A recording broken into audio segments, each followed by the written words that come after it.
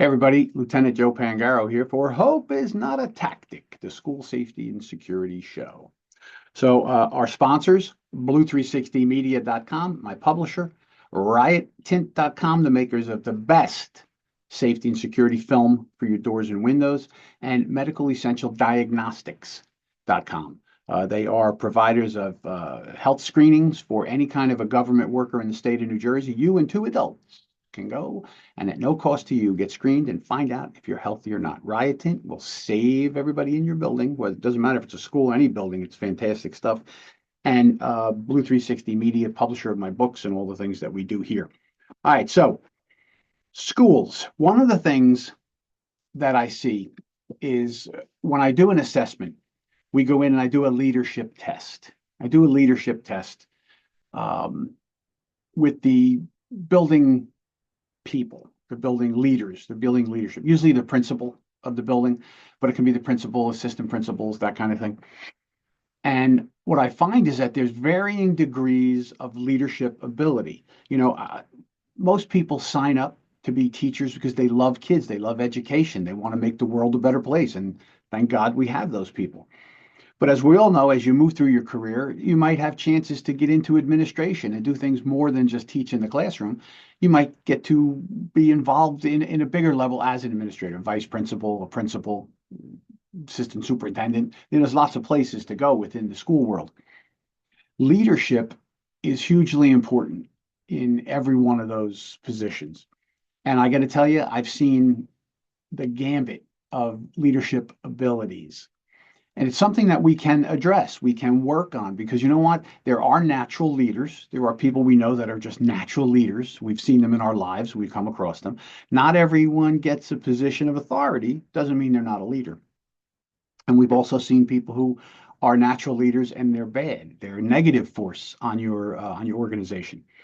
But for the people who get into these leadership positions, we can teach them to be great leaders. Right? Leadership is based on concepts, techniques, thought processes, and actions that we can do to make us better leaders.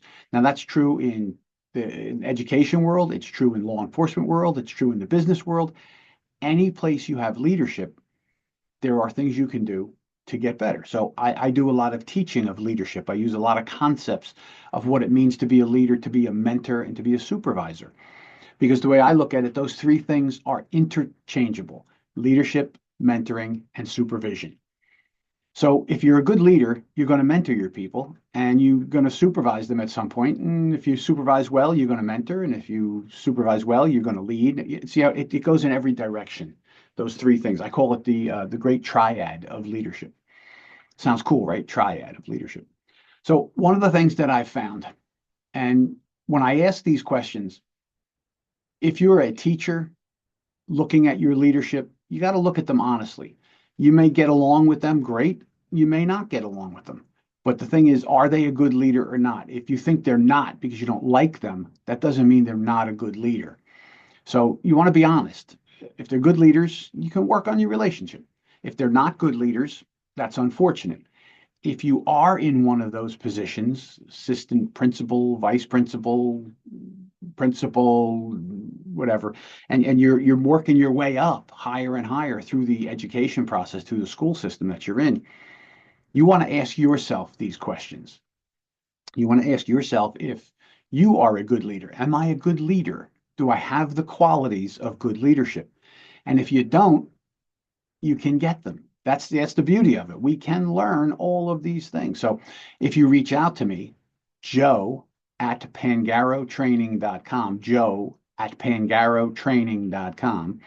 I do a program for school staff, for upper staff, executive staff, on leadership that you can take in person. I can come to your district, you can come and see me, or we can do it online. It's very helpful. So here's an example of what I talk about as a leadership test. Now, I know that there's 50 different states we have here in our country, and we all have different rules about how to do lockdown drills and what we should do for safety drills. And I'm not talking about the drills, and I'm saying that your state might not follow this particular rule. It's the example I'm trying to give that's really important.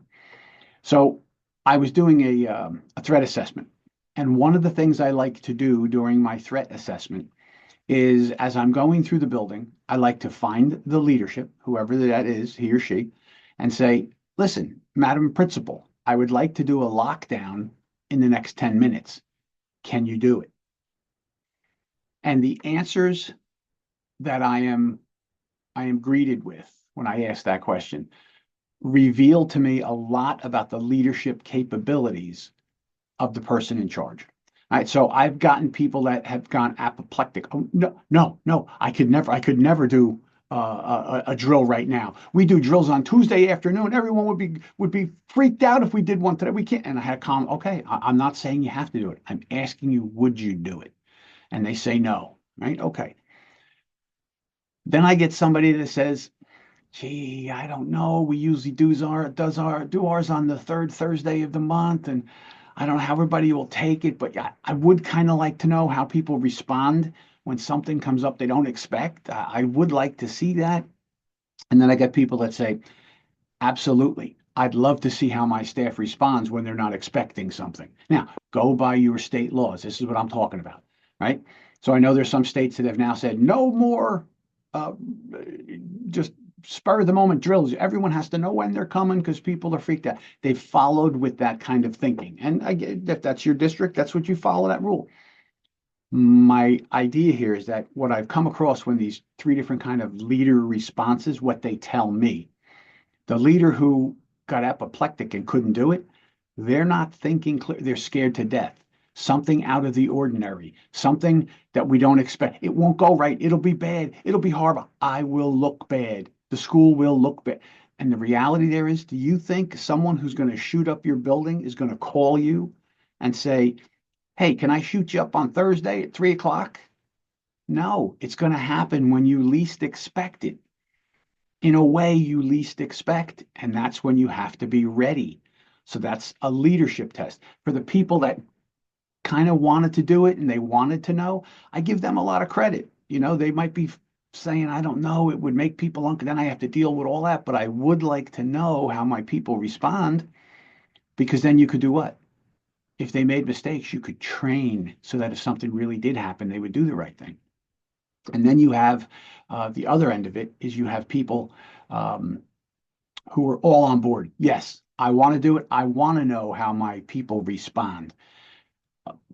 Fantastic. I mean, and then we do a lockdown drill and I video record them.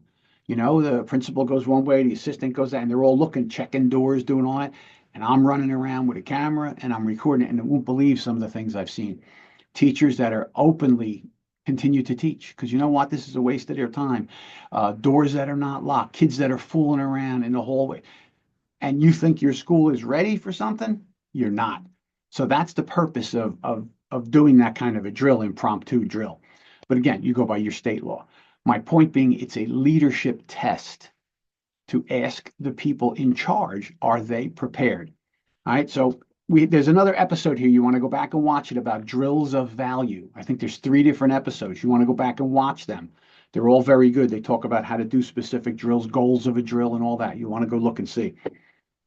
But when it comes to this leadership test, you want people to be prepared to respond to everything and anything. And you do that by working with them, by building leadership skills, by giving them opportunities to lead, right? And that's what I found that's out there. So that's the question. What kind of leader are you? Are you prepared for anything that comes your way? Have you prepared your staff? Have you done the right thing? All right, so I want to thank you for taking a couple minutes. Hey, do me a favor. Tell your other educational friends about this show. Joe@pangarotraining.com. Email me. Tell me something you want to know about, and I'll do a show on it. Meantime, look out for my sponsors, and be careful out there. We're all in this together. Lieutenant Joe here for Hope is Not a Tactic. We'll see you down the road.